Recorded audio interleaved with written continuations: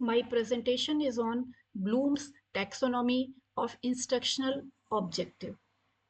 Bloom taxonomy को समझने के पहले हमें कुछ बातों का जानना ज़रूरी है। जैसे teaching learning process tripolar process है। ट्राईपोलर है क्योंकि इसमें हम पहले अपने कुछ ऑब्जेक्टिव्स डिसाइड करते हैं और उन ऑब्जेक्टिव्स को पूरा करने के लिए टीचिंग लर्निंग प्रोसेस को बनाया जाता है, जिसमें हमारे टीचिंग मेथड्स और करिकुलम आता है। और उन ऑब्जेक्टिव्स को पूरा करने के लिए करिकुलम एंड टीचिंग मेथड्स के द्वारा हम उन ऑब्जेक्टिव्स को अचीव करते हैं। और उन ऑब्जेक्टिव्स को हमने अचीव किया या नहीं अचीव किया, इसका हम इवैल्यूएशन करते हैं। ये तीनों तीनों ही जो प्रोसेस हैं या ये एक दूसरे से कोरिलेटेड भी हैं और एक दूसरे पे डिपेंडेंट भी हैं, और ये एक साइक्लिक प्रोसेस है। हम पहले उद्देश्यों को बनाते हैं, इसके बाद हम मेथड्स और करिकुलम डिसाइड करते हैं। उसके अकॉर्डिंग हमने ऑब्जेक्टिव अचीव किए, इसके लिए हम उसका इवैल्यूएशन करते हैं। अगर हमने ऑब्जेक्टिव्स को अचीव कर लिया है तो हम अपने दूसरे ऑब्जेक्टिव्स बनाते हैं, और यदि हम ऑब्जेक्टिव्स को अचीव नहीं कर पाते हैं तो हम अपने करिकुलम और मेथड ऑफ टीचिंग में चेंज करते हैं। तो ये शिक्षण की जो प्रक्रिया है ये इस तरीके से आगे बढ़ती है। इंस्ट्रक्शनल ऑब्जेक्टिव्स को समझने से पहले आवश्यक है कि हम जाने aims, objective, then instructional objective. Aims जो होते हैं वो एक ब्रॉडर डेक्लेरेशन होते हैं, जिनको पूरा करना पूरी तरीके से संभव नहीं होता, और इनको पूरा करने के लिए टीचर, सोसाइटी, कंट्री सभी रिस्पॉन्सिबल होते हैं। लेकिन इन एम्स को पूरा करने के लिए हम छोटे छोटे ऑब्जेक्टिव्स बनाते हैं, और उन ऑब्जेक्टिव्स को के माध्यम से हम अपने एम को पूरा करने का प्रयास करते हैं। इसको हम एक उदाहरण के माध्यम से समझ सकते हैं। जैसे हमारा aim universalisation of elementary education है। इस एम को अचीव करने के लिए छोटे छोटे ऑब्जेक्टिव्स बनाए गए, जैसे सर्व शिक्षा अभियान, शिक्षा का अधिकार अधिनियम RTO 2008, समग्र शिक्षा अभियान, मिड डे मील, NEP 2020 में 100% इनरोलमेंट के लिए निपुण Bharat mission, foundational literacy and numeracy को पाने के लिए, और कस्तूरबा गांधी बालिका विद्यालय, स्पेशल BTC, बहुत से प्राइमरी और जूनियर स्कूल खोले गए। ये इन उद्देश्यों के माध्यम से हम elementary of primary education, universalisation of elementary education की दिशा में आगे बढ़ते हैं। तो हमारा जो एम है वो ये हुआ कि यूनिवर्सलाइजेशन ऑफ एलिमेंट्री एजुकेशन, जबकि हमारे इसको प्राप्त करने के लिए छोटे छोटे उद्देश्य हमारे बनाए गए और ये योजनाएं चलाई गई ताकि इस एम को पूरा किया जा सके। इसके साथ ही अब जो हमारे एम्स होते हैं वो हमारे सब्जेक्ट से जुड़े हुए होते हैं, जो ऑब्जेक्टिव होते हैं वो टॉपिक से जुड़े हुए होते हैं, और इन टॉपिक्स को जब हम छोटे छोटे टीचिंग पॉइंट्स में डिवाइड करते हैं तो उन टीचिंग पॉइंट्स के लिए हम इंस्ट्रक्शनल ऑब्जेक्टिव बनाते हैं। और इंस्ट्रक्शनल ऑब्जेक्टिव का क्लासिफिकेशन ब्लूम ने किया था। तो आज हम बात करते हैं Bloom's taxonomy of instructional objective. Benjamin Bloom ने इंस्ट्रक्शनल ऑब्जेक्टिव को क्लासिफाई किया और इसको taxonomy of instructional objective system of classification. Taxonomy का अर्थ है सिस्टम ऑफ क्लासिफिकेशन, और ब्लूम टैक्सोनॉमी का अर्थ हुआ a system of classification of the objective. इस टैक्सोनॉमी को उन्होंने अपनी book educational objectives the classification of educational goals book में दिया। Taxonomy of educational and instructional objective has been worked out on the assumption that the teaching learning process may be conceived as an attempt to change the behavior of the people with respect to some subject matter or learning experiences. व्यवहार में परिवर्तन, शिक्षा क्या है? व्यवहार में परिवर्तन है। व्यवहार में परिवर्तन तीन प्रकार से हो सकता है। तो behaviour is divided into 3 domains: cognitive domain, affective domain, psychomotor domain. Cognitive domain में का क्लासिफिकेशन ब्लूम एट ऑल ने किया था 1956 में। अफेक्टिव डोमेन का क्लासिफिकेशन क्रैथवूल एट ऑल ने किया था 1964 में। साइकोमोटर डोमेन का classification Simpson, Dave and Harrow ने किया था। True competency goes beyond memorisation. जब हम मेमोराइजेशन से आगे की तरफ बढ़ते हैं तब हम ट्रू कंपिटेंसी को अचीव करते हैं। किसी भी व्यक्ति के अंदर 3 H का डेवलपमेंट बताया गया है। ये हम लोग ये भी जानते हैं कि गांधी जी ने अपनी परिभाषा में ये कहा था, by education I mean an all round development of a man, child, body, mind and spirit. ये उन्होंने अपनी परिभाषा दी थी कि शिक्षा से हम बच्चे के ज्ञानात्मक पक्ष का, बोधात्मक पक्ष का और मनोचालक पक्ष का विकास करें। और जब इन तीनों पक्षों का विकास होता है तो हम होलिस्टिक डेवलपमेंट होता है। और इस होलिस्टिक डेवलपमेंट की जो बात है ये NEP 2020 में भी कही गई है। और यहाँ ये कहा गया है कि बच्चे का जो असेसमेंट है वो 360 डिग्री में होना चाहिए। तो वो जो बात NEP में कही गई है या गांधी जी ने अपनी परिभाषा में जिस बात को बताया है उसी पे बेस्ड ब्लूम ने भी अपनी टैक्सोनॉमी पे इन 3 पक्षों के विकास पे बात की है कि बच्चे के कॉग्निटिव डोमेन, अफेक्टिव डोमेन और साइकोमोटर डोमेन का डेवलपमेंट होना चाहिए। The head, the heart and the hand. Cognitive domain focus करता है logic, intellect and mental processes पे। अफेक्टिव डोमेन फोकस करता है emotions, values and emotional intelligence. Psychomotor domain focus action, physical movement and motor skills. 1956 की blooms taxonomy में cognitive domain को 6 level दिए गए थे। इनके लेवल थे knowledge, comprehension, application, analysis, synthesis and evaluation. ये एक हायरार्की थी जिसमें इस हायरार्की में जो लोएस्ट लेवल था वो नॉलेज था और जो हाईएस्ट लेवल था वो इवैल्यूएशन था। तो knowledge lowest level belonging to cognitive domain, recall and recognition.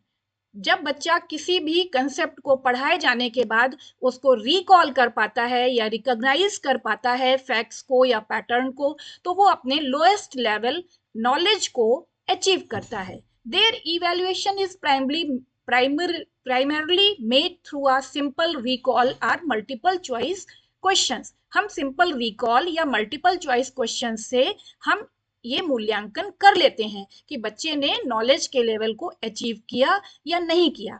इसमें इस तरीके से क्वेश्चंस पूछे जा सकते हैं। बल को परिभाषित करिए, न्यूटन का सेकंड लॉ बताइए, उसके बारे में आप क्या जानते हैं। दूसरा लेवल है कॉम्प्रिहेंशन या बोध, बेस्ड अपॉन नॉलेज, जो कि नॉलेज पे डिपेंडेंट होता है। If there is no knowledge there will be no comprehension. इस लेवल में पहुंचने से पहले बच्चे को ज्ञान के लेवल को पाना होता है। जब वो किसी भी कंसेप्ट के बारे में, फैक्ट के बारे में ज्ञान प्राप्त कर लेता है तब वो अगले लेवल की तरफ बढ़ता है जिसको हम कहते हैं comprehension. Its level is little higher than the knowledge. ये नॉलेज से थोड़ा ऊंचे लेवल का होता है। इसमें बच्चा अगर ट्रांसलेट कर पा रहा है, इंटरप्रेट कर पा रहा है, एक्सप्लेन कर पा रहा है, जैसे बच्चा बल और स्पीड को एक्सप्लेन कर पा रहा है, बता पा रहा है, तो उसको हम कहते हैं उसने कॉम्प्रिहेंशन के लेवल को अचीव किया। इसके बाद अगला लेवल है application. It involves using acquired knowledge solving problems in new situation by applying acquired knowledge, fact, techniques and rules. बच्चे ने जो अपने नॉलेज के लेवल पे सीखा है, जो भी फैक्ट्स, टेक्निक या रूल्स कुछ भी, अगर उस ज्ञान का प्रयोग बच्चा दूसरी स्थितियों में कर पा रहा है या कुछ नए एग्जाम्पल बता पा रहा है, तब हम कहेंगे कि वो एप्लीकेशन के लेवल पे पहुंचा।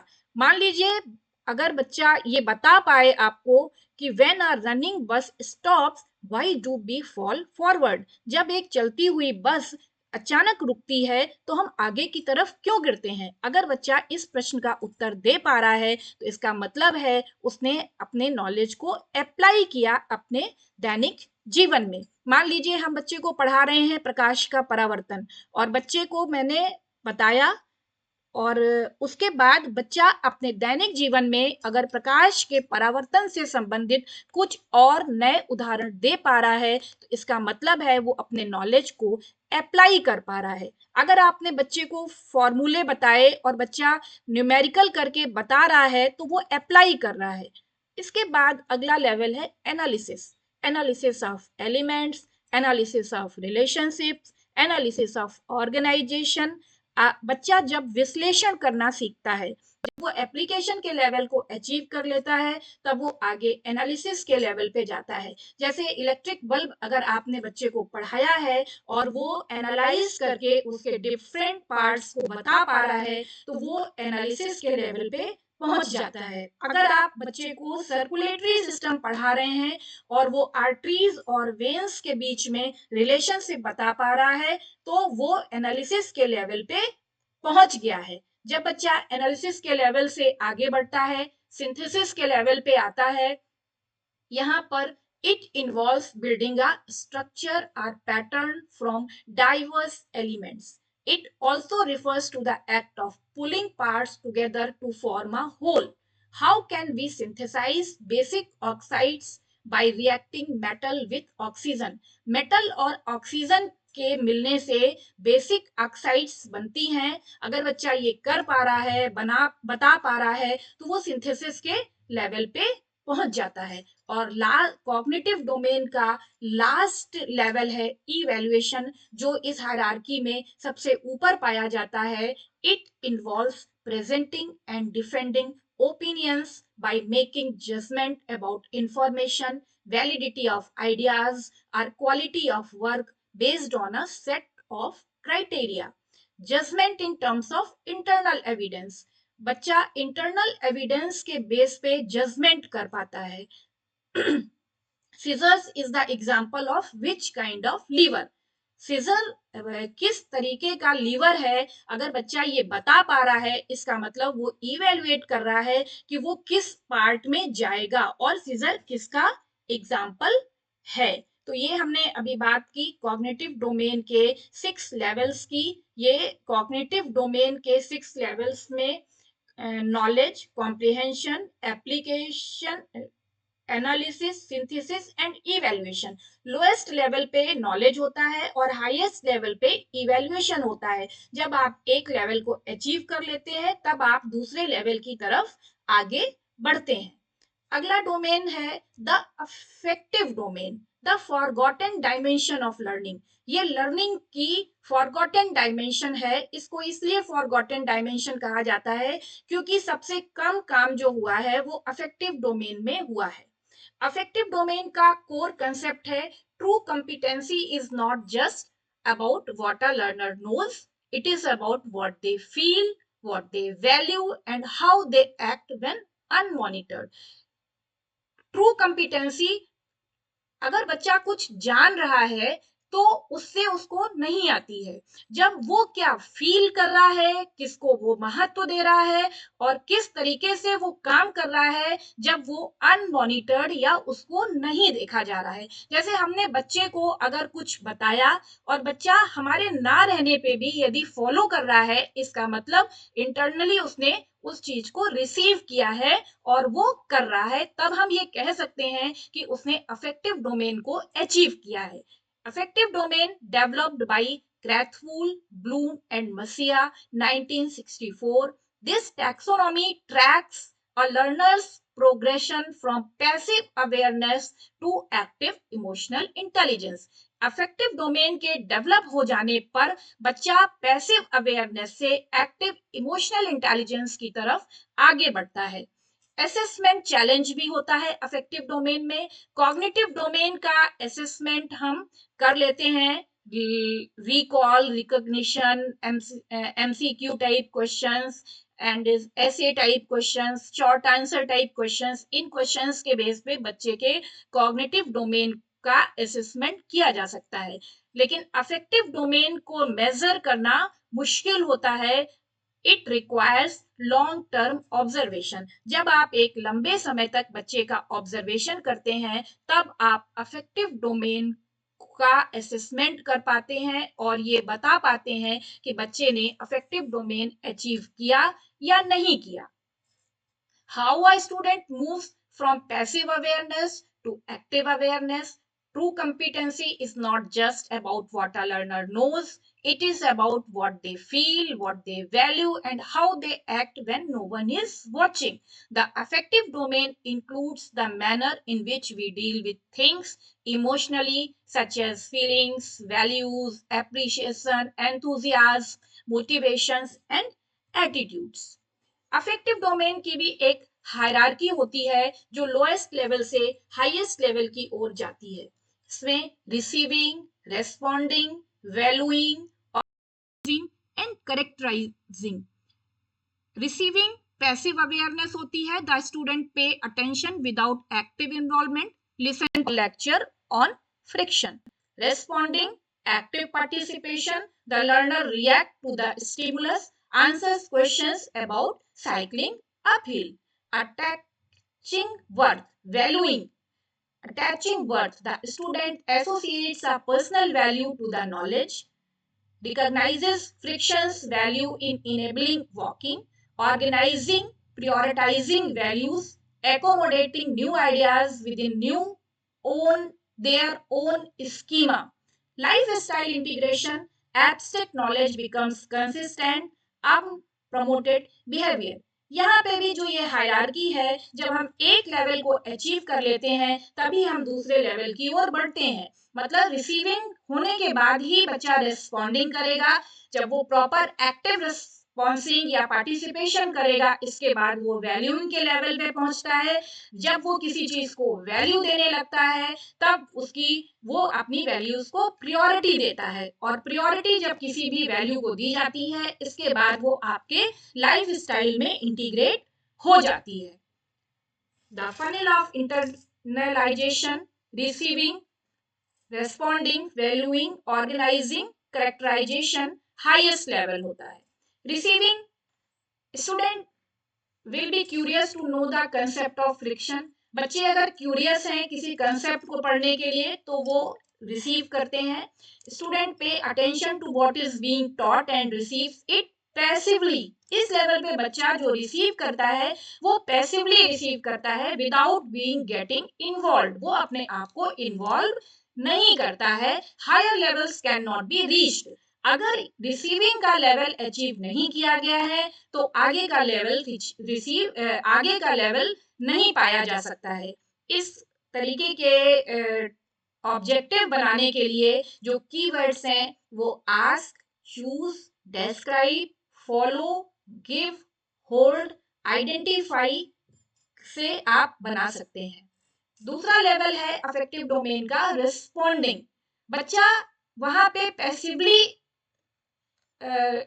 जाता है और जब वो रेस्पॉन्डिंग के लेवल पे पहुंचता है, students participate in the learning process. At this level learner becomes active and responds or react in some way और the other to the stimulus provided. जब बच्चे को स्टिमुलस दिया जाता है तो बच्चा रिएक्ट करता है। यहाँ पे वो एक्टिवली रिएक्ट करता है। जैसे students may respond to the friction concept by responding that while cycling uphill more force I required। मान लीजिए फ्रिक्शन पढ़ाया जा रहा है तो जब बच्चा रिस्पॉन्डिंग के लेवल पे आएगा तो पहले लेवल पे वो फ्रिक्शन के बारे में रिसीव करता है, उसके बाद यहाँ पे वो ये बता पाता है कि जब हम हिल्स पे साइकिलिंग करते हैं तो ज्यादा बल की आवश्यकता क्यों होती है। While cycling uphill, more force I required. बच्चा जब ये बता पाता है तो वो रिस्पॉन्स दे रहा है स्टिमुलस का, तो रिस्पॉन्डिंग के लेवल को अचीव करता है। थर्ड लेवल पे बात आती है जिसको हम कहते हैं valuing. The student attaches a value to an object. बच्चा एक अपना मूल्य अटैच करता है उस इंफॉर्मेशन के साथ। Student associates a value or some values to the knowledge they acquire. जो नॉलेज उन्होंने प्राप्त किया है उसके साथ वो एक या अपनी कुछ मूल्यों को जोड़ता है। जैसे student recognises the value of friction in our life while enables us to walk and stand. बच्चे को फ्रिक्शन पढ़ाया जा रहा है तो बच्चा फ्रिक्शन के महत्व को समझता है अपनी लाइफ में। While enables us to walk and stand, खड़े होने और चलने में इसका क्या महत्व है ये बच्चा बता पाता है। अगला लेवल है organisation prioritizes value. The student can put together different values, information, ideas and accommodate them within his own schema. अपने own schema में बच्चा जो उसने अपने दिमाग में बातें हैं वो उस पे उनको prioritizes करता है। Comparing, relating and elaborating are what has been learned. उसने क्या सीखा है उसको वो कंपेयर करना सीखता है, रिलेट करना सीखता है एंड इलेबोरेट करना सीखता है। और जब कोई ऑर्गेनाइजेशन के लेवल पे पहुंच जाता है इसके बाद वो आता है कैरेक्टराइजेशन के लेवल पे, जब वो अपनी लाइफ स्टाइल में इंटीग्रेट करने लगता है। The student at this level tries to build abstract knowledge. यहाँ पे बच्चा एब्स्ट्रैक्ट नॉलेज की तरफ जाता है। He gives a characterisation to the gained knowledge as now values it. जिस ज्ञान को वो वैल्यू दे रहा है उसको ही गिव्स अ कैरेक्टराइजेशन, उसको वो कैरेक्टराइजेशन के माध्यम से अपने लाइफ स्टाइल में इंटीग्रेट कर लेता है। Affective domain mapping the internal world. इसमें जो लेवल 1 है और लेवल 2 है रिसीविंग एंड रेस्पॉन्डिंग, ये ऑब्जर्वेबल बिहेवियर होता है, इसको इजीली आप मेजर कर सकते हैं। लेकिन level 3 valuing, level 4 organising, level 5 characterisation, ये इंटरनल वैल्यूज होती हैं, इनको मेजर करना मुश्किल होता है, लॉन्ग टर्म ऑब्जर्वेशन की जरूरत होती है। अगला डोमेन है the psychomotor domain, the tangible manifestation of knowledge. Psychomotor domain के कोर कंसेप्ट में सबसे महत्वपूर्ण बात यह है Bloom never subcategorised this domain. Bloom ने इस डोमेन का क्लासिफिकेशन नहीं किया। It was later developed by Simpson, Dave and Harrow to capture physical movement, coordination and motor skills. यहाँ पे physical movement, coordination and motor skill की बात होती है। ये journey from passive observation to active invention की तरफ जाती है। अब आपका साइकोमोटर डोमेन में क्या क्या बच्चा कर सकता है वो आपके साइकोमोटर डोमेन में आता है। जैसे क्ले मॉडलिंग, क्ले के थ्रू बच्चे बहुत से थिंग्स को बनाते हैं। बच्चों को स्कूल में भी क्ले मॉडलिंग सिखाई जाती है छोटे लेवल पे। ये बच्चे के साइकोमोटर डोमेन को डेवलप करने का एक तरीका है। क्रिएटिंग अ ग्राफ, अगर बच्चा कोई ग्राफ बना पा रहा है, अगर बहुत अच्छा साफ सुथरा लिख रहा है और कोई मशीन को असेंबल कर पा रहा है तो ये साइकोमोटर डोमेन के अंतर्गत आता है। साइकोमोटर डोमेन एक्शन बेस्ड होता है। Hand, the psychomotor domain includes physical movement, coordination and the use of specific motor skill areas। यहाँ पे physical movement, coordination और motor skills का यहाँ पे use होता है। It is tangible manifestation of knowledge. This hierarchy traces the trajectory from passive observation to active invention. Clay modeling, drawing a triangle, reading atlas, creating a graph, writing neatly in a notebook। ये सारे जो भी चीजें हैं clay modelling, triangle draw करना, reading Atlas को पढ़ना समझना और ग्राफ बनाना और अपने नोटबुक में बहुत अच्छी राइटिंग से लिखना, ये साइकोमोटर डोमेन के अंतर्गत आते हैं। साइकोमोटर डोमेन का के classification 3 lenses on physical action. Simpson focus the trajectory of a skill, perception, set, guided response, mechanism, complex overt response, adaptation, origination. Dave के क्लासिफिकेशन में लेवल ऑफ परफेक्शन की तरफ जाते हैं, imitation, manipulation, precision, articulation, naturalisation. Harrow type of bodily movement, reflex movement, fundamental movements, perceptual abilities, physical abilities, skilled abilities, non discursive communication. Perception, the ability to use sensory cues to guide motor activity. What will happen if a ball is thrown in upward direction? अगर ऊपर की तरफ किसी ball को फेंका जाएगा तो क्या होगा, ये बच्चे का परसेप्शन बताता है। सेट, वो क्या परसीव कर रहा है, जब ऐसा किया जा रहा है तो वो क्या सोच रहा है, उसका परसेप्शन क्या है। Set, it includes mental, physical and emotional sets. It shows the readiness to act. वहां पे परसेप्शन के लेवल को अचीव करने के बाद सेट के लेवल पे आते हैं और यहाँ पे कार्य करने के लिए बच्चा तैयार होता है।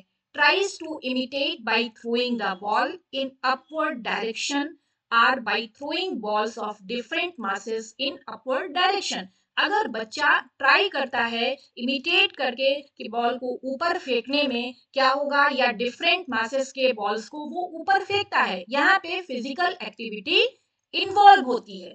थर्ड नंबर, जब सेट के लेवल पे बच्चा पहुंच जाता है तब वो आता है guided response. The stage learning complex skills begins bye imitation, trial and error. बच्चा ट्रायल एंड एरर करता है, प्रैक्टिस करता है अगेन एंड अगेन, और इसके बाद वो एडिक्वेट प्रोफिशिएंसी अचीव करता है बाय प्रैक्टिसिंग। अभ्यास के द्वारा वो प्रोफिशिएंसी को अचीव करता है।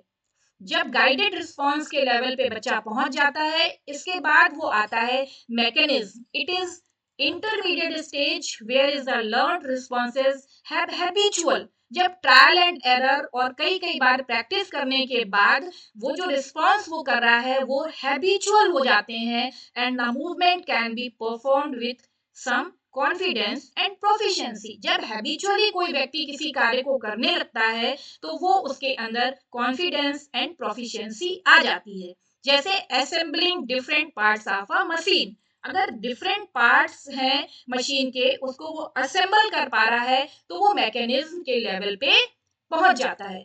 Complex overt response. It is the level involving complex skillful movements or performance with minimum of energy.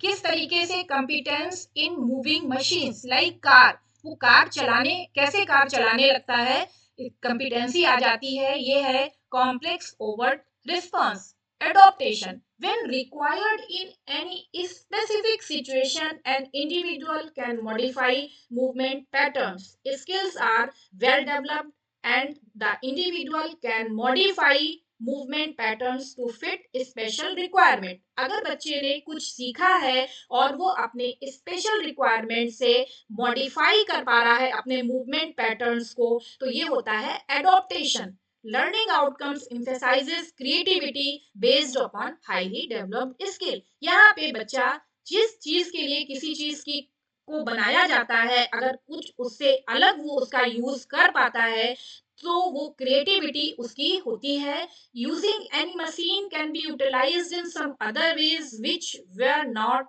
Originally intended for that purpose. अगर कोई मशीन किसी दूसरे पर्पज से बनाई गई है लेकिन बच्चा उस मशीन का कहीं दूसरी जगह यूज कर पा रहा है तो वो एडॉप्टेशन का एग्जाम्पल है। कॉम्प्लेक्स ओवर्ट बिहेवियर के बाद बच्चा अचीव करता है एडॉप्टेशन, और एडॉप्टेशन के बाद आगे बढ़ते हैं और आता है ओरिजिनेशन।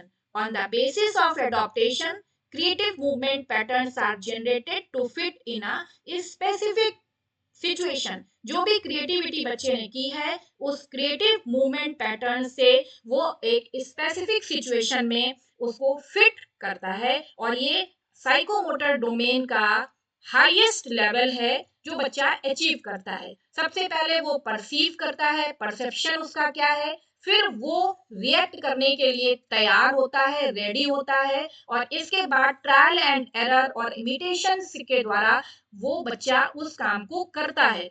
उसके बाद वो ट्रायल एंड एरर के बाद हैबिचुअल हो जाता है करने के लिए, और movement perform with some confidence and proficiency. इसके बाद बच्चा कॉम्प्लेक्स ओवर्ट रिस्पॉन्स देता है, competence in moving machines. Then adaptation में जाता है, जब वो जो भी चीज उसने सीखी है, जो बात उसको वो नई जगह पे जब यूज कर पा रहा है, तब उसको वो एडॉप्ट करता है और उस क्रिएटिविटी का नई जगह स्पेसिफिक सिचुएशन में अगर फिट किया जाता है तो वो ओरिजिनेशन के लेवल पे पहुंचता है।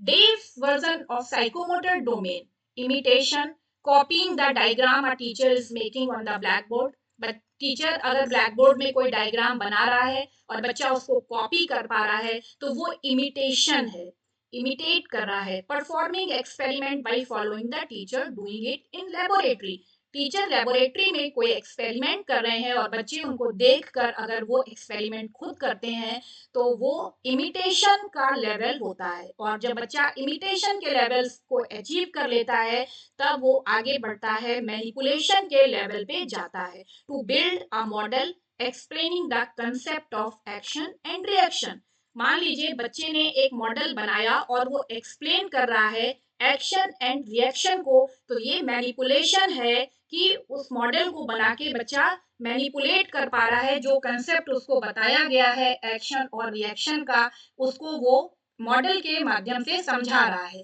Precision, the activity performed by the learner is refined more and more so that it becomes precise as much as possible. जब कई बार करता है तो बच्चा कोई एक्टिविटी करता है तो वो रिफाइन हो जाती है और उसमें प्रेसिजन आ जाता है। इसके बाद अगला है articulation, learner is taught to coordinate and adopt a line of action so as to achieve harmony and consistency. इसके बाद आर्टिकुलेशन के लेवल पे पहुंचते हैं, बच्चे को कोऑर्डिनेट करना और एक्शन करने के लिए हार्मोनी एंड कंसिस्टेंसी का डेवलपमेंट किया जाता है। Naturalisation, highest level of psychomotor domain where in the performance is mastered so well that it becomes naturally to a person। व्यक्ति मास्टर हो जाता है उस रिएक्शन को देने में, परफॉर्मेंस को देने में, कि वो नेचुरली उसको करने लगता है।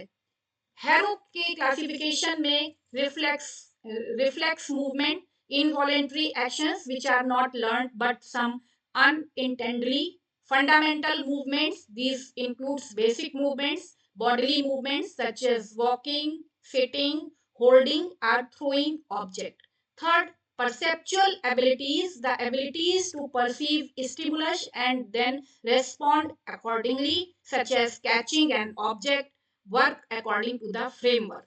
परसेप्चुअल एबिलिटी में बच्चे को परसीव करता है स्टिमुलस को और रिस्पॉन्ड उसके अकॉर्डिंग करने लगता है, जैसे कैच करना किसी ऑब्जेक्ट को। Physical abilities to do psychomotor based activities, they require physical strength, ability and activities. Skilled abilities, practice and excelled body, non discursive communication, body movement, gestures, facial expression. Harrow के ये 6 parts हैं जो उन्होंने psychomotor domain के लिए classify किया है। इसमें भी हायरार्की होती है, जब बच्चा रिफ्लेक्स मूवमेंट से आगे बढ़ता है देन वो फंडामेंटल मूवमेंट्स करता है, इसके बाद परसेप्चुअल एबिलिटीज करने लगता है, then physical abilities, skilled abilities and non discursive communication के लेवल पे पहुंचता है, जो कि हाईएस्ट लेवल होता है। अब हमने अभी तक इंस्ट्रक्शनल ऑब्जेक्टिव के क्लासिफिकेशन के तीनों डोमेन्स के बारे में पढ़ा, cognitive domain, affective domain and psychomotor domain. अब अगर हम एक टॉपिक लेते हैं जैसे इन्वायरमेंटल प्रोटेक्शन, इस टॉपिक को अगर पढ़ा रहा है टीचर और बच्चे इसको पढ़ रहे हैं, तो टीचर के ऑब्जेक्टिव क्या होंगे, क्या इंस्ट्रक्शनल ऑब्जेक्टिव टीचर बनाएंगे इस टॉपिक को पढ़ाने के पॉइंट ऑफ व्यू से। ये टॉपिक मैंने इसलिए लिया है क्योंकि ये टॉपिक 3 सब्जेक्ट को कवर करता है, biological sciences and geography, social sciences में भी आता है। तो इसलिए इस टॉपिक पे हम डिस्कस करते हैं। अगर ये टॉपिक टीचर पढ़ा रहा है तो उनके इंस्ट्रक्शनल ऑब्जेक्टिव्स किस तरीके से हो सकते हैं। तो सबसे पहले हम शुरुआत करते हैं कॉग्निटिव डोमेन। नॉलेज के ऑब्जेक्टिव कुछ इस तरीके से बनेंगे या बनाए जा सकते हैं। Students will be able to define environmental protection. Students will be able to list type of pollution. Students will be able to recall causes of environmental pollution. छात्र पर्यावरण संरक्षण को परिभाषित कर सकेंगे, विभिन्न प्रकार के प्रदूषणों की लिस्ट बना सकेंगे, सूची बना सकेंगे, जैसे वायु प्रदूषण, जल प्रदूषण और मृदा प्रदूषण, इनकी एक सूची बना सकेंगे और एनवायरमेंटल पोल्यूशन के कारण को रिकॉल कर सकेंगे। अगर अंडरस्टैंडिंग के लेवल पे जाते हैं, student will be able to explain the meaning of environmental protection. यहाँ पे बच्चा एक्सप्लेन करने लगता है। Describe the effect of pollution on health and environment. यहाँ पे बच्चा डेस्क्राइब कर पाता है कि पोल्यूशन का क्या प्रभाव है हेल्थ और वातावरण पर, पर्यावरण पर। Discuss the importance of protecting natural resources. Natural resources जो कि प्रोटेक्ट करते हैं एनवायरनमेंट को, इसके बारे में उसके महत्व को डिस्कस कर पाएंगे। इसके बाद एप्लीकेशन के लेवल पे student will be able to apply methods to reduce pollution in daily life, use knowledge to maintain cleanliness in surroundings, demonstrate ways of saving water and electricity. ये ऑब्जेक्टिव बनाए जा सकते हैं कि बच्चा पोल्यूशन को दैनिक जीवन में कम करने के लिए कुछ तरीकों को अप्लाई करना सीख जाता है। Use knowledge to maintain cleanliness in surroundings. आपकी सराउंडिंग्स में क्लीनलीनेस को मेंटेन करने के लिए जो उसने ज्ञान प्राप्त किया है उसका वो उपयोग करने लगता है। Demonstrate veg of saving water and electricity. बच्चा पानी को कैसे बचाया जा सकता है और बिजली का कैसे बचाव किया जा सकता है, इसके लिए वो डिमॉन्स्ट्रेट करता है कई तरीकों को। Analysis, student will be able to differentiate between types of pollution. विभिन्न प्रकार के प्रदूषणों के बीच में अगर अंतर कर पा रहा है, अगर कारण और उनके प्रभाव को एनालाइज कर पा रहा है। Compare polluted and non polluted environment. प्रदूषित और बिना प्रदूषित वातावरण, जो प्रदूषित नहीं है वातावरण, उनके बीच में कंपैरिजन कर पाना एनालिसिस का ऑब्जेक्टिव है। Synthesis, design posters on environmental protection. Poster बना सकते हैं। Suggest innovative ways to reduce pollution. Suggest कर सकते हैं कुछ ऐसे तरीके जिनके द्वारा प्रदूषण कम होता है। Develop plans for environmental awareness program. Plan बनाए जा सकते हैं अगर एनवायरमेंटल अवेयरनेस के कोई भी प्रोग्राम हैं इसमें। इसके बाद अगले लेवल है इवैल्यूएशन या मूल्यांकन। जज the importance of environmental protection. Environmental protection के का महत्व है क्या है, इसको जज कर सकते हैं। Evaluate different methods of pollution control. Pollution control के विभिन्न विधियों को का मूल्यांकन कर सकते हैं। Justify the need for conserving natural resources. Natural resources को कैसे कंजर्व किया जा सकता है, इसके लिए उसकी आवश्यकता को जस्टिफाई कर सकते हैं। और आगे आता है अफेक्टिव डोमेन। अगर एनवायरमेंटल प्रोटेक्शन टॉपिक को पढ़ाया जा रहा है तो अफेक्टिव डोमेन के अंतर्गत जो भी चीजें हो सकती हैं, receiving, show awareness about environmental issues, listen attentively to discussions on pollution.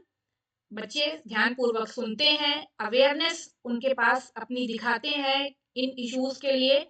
जब रिसीविंग के बाद आगे बढ़ते हैं तो students will be able to participate actively in environmental activities. Environmental activities में एक्टिवली पार्टिसिपेट करते हैं, answer questions related to environmental protection. Environmental protection से रिलेटेड आंसर्स दे सकते हैं, देन वो रिस्पॉन्डिंग के लेवल पे आते हैं। Valuing, student will be able to show concern for cleanliness and nature. अपना कंसर्न वो दिखाते हैं कि वो क्लीनलीनेस के लिए और नेचर के प्रति उनका कंसर्न कितना है। सपोर्ट इको फ्रेंडली प्रैक्टिसेस, जो इको फ्रेंडली प्रैक्टिसेस हैं उनको वो सपोर्ट करने लगते हैं, तो वो वैल्यूइंग के लेवल पे पहुंच जाते हैं। Organising, student will be able to develop a value system that prioritises environmental protection. एक अपना वैल्यू सिस्टम बनाते हैं जिसमें इन्वायरमेंटल प्रोटेक्शन उनकी प्रायोरिटी पे होता है, उसको वो पहले अपने प्रायोरिटी में रखते हैं। Balance environmental values with daily activities, अपनी जो दिन प्रतिदिन की क्रियाएं हैं उनके प्रति एक और इन्वायरमेंटल वैल्यूज के प्रति एक बैलेंस बनाते हैं। करेक्टराइजेशन,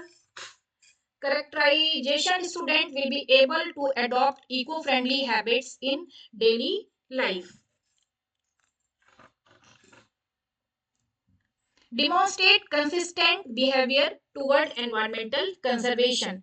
बच्चे इको फ्रेंडली हैबिट्स को अपने डेली लाइफ में जब महत्व देने कर लगते हैं, अडॉप्ट कर लेते हैं। Demonstrate consistent behaviour toward environmental conservation, अपने कंसिस्टेंस बिहेवियर जो उनका एनवायरमेंटल कंजर्वेशन की तरफ है उस पे वो उसको डिमॉन्स्ट्रेट करते हैं। कंसिस्टेंटली वो एनवायरमेंटल कंजर्वेशन की तरफ बढ़ते हैं और वो उनकी लाइफ स्टाइल में इंटीग्रेट हो जाता है। अगला है, अगर इसी टॉपिक को हम पढ़ा रहे हैं तो हमारे साइकोमोटर डोमेन स्किल ऑब्जेक्टिव्स कैसे होंगे।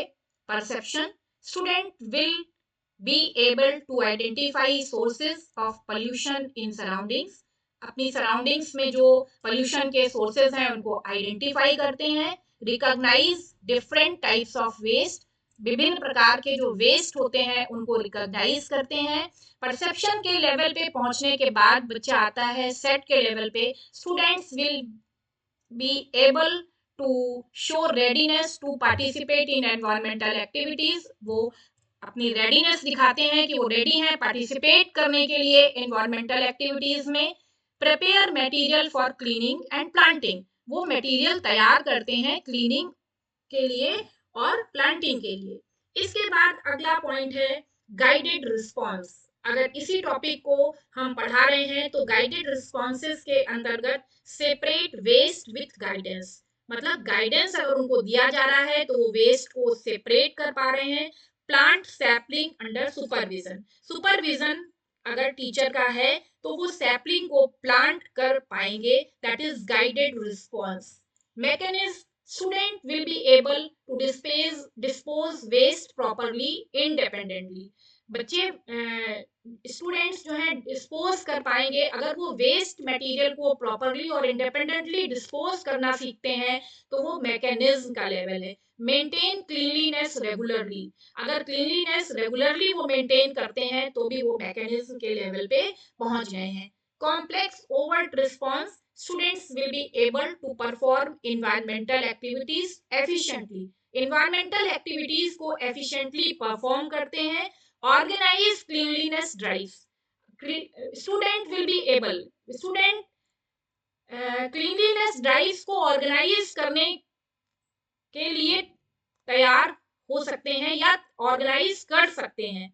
Adaptation, student will be able to modify environmental practices in different situations, adjust conservation methods at home and school. Origination, student will be able to design new methods for environmental protection, new methods बना सकते हैं, design कर सकते हैं environmental protection के लिए। Create innovative ideas for reducing pollution, pollution को कम करने के लिए इनोवेटिव आइडियाज को क्रिएट कर सकते हैं, तब वो ओरिजिनेशन के लेवल पे पहुंचते हैं। अगर साइकोमोटर डोमेन डेव के अकॉर्डिंग हम देखें तो imitation, student perform actions by observing and copying, यहाँ पे बच्चे ऑब्जर्व करते हैं और कॉपी करते हैं। Student will be able to follow the teacher in cleaning activities like picking up litter. Second, imitate proper waste disposal methods shown in class. copy tree plantation steps demonstrated by the teacher. Teacher ने जो उन्हें demonstrate किया है वो copy कर सकते हैं tree plantation को. Manipulation, students perform actions with some guidance and practice. Student will be able to practice waste segregation using given instructions. Handle tools like dustbins, gloves and watering cans properly. Carry out planting activities with minimal guidance. Precision. Students will be able to organize cleanliness drives in school, coordinate different environmental activities like cleaning and planting, combine knowledge and skills to implement eco-friendly practices. Articulation के level पे students coordinate and integrate multiple skills. Student will be able to organize cleanliness drives in school, coordinate different environmental activities like planting and cleaning. Naturalization. Practice eco-friendly habits regularly without supervision. Maintain cleanliness in all surroundings as a routine behavior. Promote environmental protection practices in daily life. Psychomotor domain में Harrow ने जो classification किया था, reflex movement, show natural responses to polluted surroundings, react instinctively to unhygienic conditions, display basic protective responses toward harmful environmental conditions. Second है fundamental basic movements, perform basic cleaning activities like picking up waste, handle simple tools such as dustbins, brooms and watering cans, carry out simple actions like watering plants. Perceptual ability, identify polluted and clean areas in their surrounding. Identify करते हैं कि कौन हमारे surroundings में कौन सा area polluted है और कौन सा क्लीन है. Distinguish between biodegradable and non biodegradable waste. Biodegradable and non biodegradable waste के बीच में अंतर कर पाते हैं. Recognize environmental problems through observation. Observation से वो रिकॉग्नाइज करते हैं कि पर्यावरण की क्या क्या समस्याएं हैं. Physical abilities, perform activities like planting trees with proper coordination, maintain stamina during cleanliness drives, demonstrate physical efficiency in environmental activities. Skilled movement, student will be able to demonstrate proper waste segregation techniques. बच्चे demonstrate करके दिखा पाएंगे कि किस तरीके से waste को segregate किया जा सकता है, इसकी क्या techniques हैं. Carry out planting and gardening activities skillfully. Skillfully जब बच्चे planting and gardening activities करने लगते हैं तो वो skilled movement के level पे पहुंच जाते हैं. Students will be able to perform recycling activities effectively. Recycling activities जो हैं, वेस्ट को जो रिसाइकिल किया जाता है, इन एक्टिविटीज को इफेक्टिवली कर पाते हैं, ये स्किल्ड मूवमेंट होता है. Non discursive communication, student will be able to express environmental awareness through actions, keeping surroundings clean, demonstrate eco-friendly behavior through daily practices, communicate the importance of environmental protection through gestures, models or demonstrations. इस level पे जो non discursive communication है, ये highest level है psychomotor domain का. यहाँ पे gestures, model या डेमोन्स्ट्रेशन के द्वारा बच्चे अपना इन्वॉल्वमेंट दिखाते हैं. इसके बाद यहाँ पे हमने ब्लूम की टैक्सोनॉमी के बारे में बात की और ब्लूम टैक्सोनॉमी में 3 डोमेन्स की बात आई और the holistic imperative, why isolated objectives fail. अगर किसी एक ऑब्जेक्टिव को फुलफिल किया है तो आइसोलेटेड ऑब्जेक्टिव अपना पूरा पर्पस पूरा नहीं कर पाता है, वो फेल हो जाता है. A curriculum that only test cognitive recall create knowledgeable student who may lack the values affective or the ability psychomotor to execute that knowledge in the real world. अगर आपने केवल कॉग्निटिव डोमेन को develop किया है तो बच्चा real world में पूरी तरीके से सफल नहीं हो सकता है जब तक कि उसका अफेक्टिव या साइकोमोटर डोमेन डेवलप ना हो जाए. The adaptation challenge to build true competency, instructional designers must map a single macro across all three domains simultaneously. इस बात को हम एक एग्जाम्पल के माध्यम से भी समझ सकते हैं। मान लीजिए कि कोई सर्जन है और वो अगर वो सर्जन है उसकी कॉग्निटिव डोमेन में डेवलप होना चाहिए, understanding anatomy and diagnosing the pathology based on data. उसको एनाटॉमी के बारे में नॉलेज होना चाहिए और पैथोलॉजी के थ्रू वो डायग्नोस कर पाए, उसकी पैथोलॉजी पे बेस्ड जो डेटा है उन डेटा को वो के द्वारा वो प्रॉब्लम को डायग्नोस करे। अगर ये काम कर पा रहा है कोई भी सर्जन, तो उसका कॉग्निटिव डोमेन डेवलप हो गया है। लेकिन अफेक्टिव डोमेन का डेवलप होना भी जरूरी है, क्योंकि अगर उसका अफेक्टिव डोमेन डेवलप नहीं है तो वो उस तरीके से पेशेंट के साथ बिहेव नहीं कर सकता है। The commitment to patient safety, ethical decision making under pressure. But जो पेशेंट है उसकी सेफ्टी के लिए उसका कमिटमेंट भी जरूरी है और वो एथिकली डिसीजन मेकिंग कर सके। साइकोमोटर डोमेन में the physical precision, steady hand and technique required to make the incision. अगर वो मान लीजिए कोई सर्जन ऑपरेशन कर रहा है तो उसको ज्ञान उसका होना, उसके ज्ञानात्मक पक्ष का विकास जरूरी है। अफेक्टिव पक्ष, अफेक्टिव डोमेन का डेवलपमेंट भी जरूरी है। उसका पेशेंट के लिए, उसकी सेफ्टी के लिए एक कमिटमेंट होना चाहिए। और अगर वो उसका साइकोमोटर डोमेन डेवलप नहीं है तो वो कायदे से ऑपरेशन नहीं कर सकता है। तो professional failure result if any one domain is not well developed. अगर कोई एक डोमेन अच्छे तरीके से डेवलप नहीं है तो उसका प्रोफेशनली वो फेल्योर हो जाता है। इसलिए किसी भी कार्य को करने के लिए तीनों डोमेन का जरूरी डेवलप होना आवश्यक है। The anatomy of true competency, the head, the heart and the hand.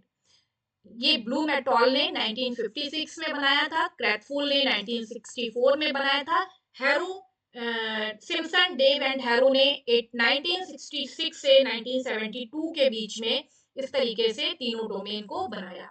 The final blueprint, Bloom taxonomy is not just a classification system, it is a structural blueprint for the human mind.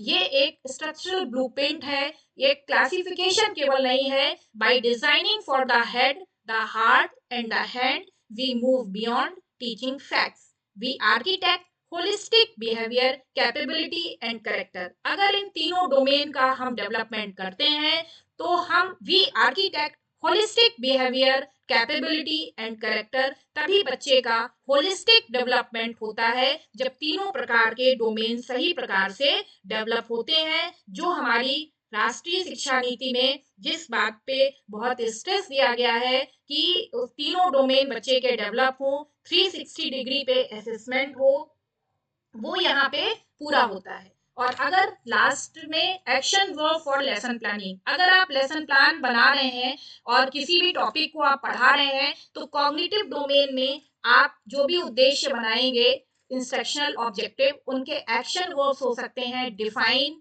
Explain, apply, differentiate, evaluate, design, summarise, critique. Affective domain के लिए ask, choose, follow, describe, hold, support, balance, and adopt. Psychomotor domain: observe, imitate, manipulate, performs, coordinate, adopt, and originate. Thanks.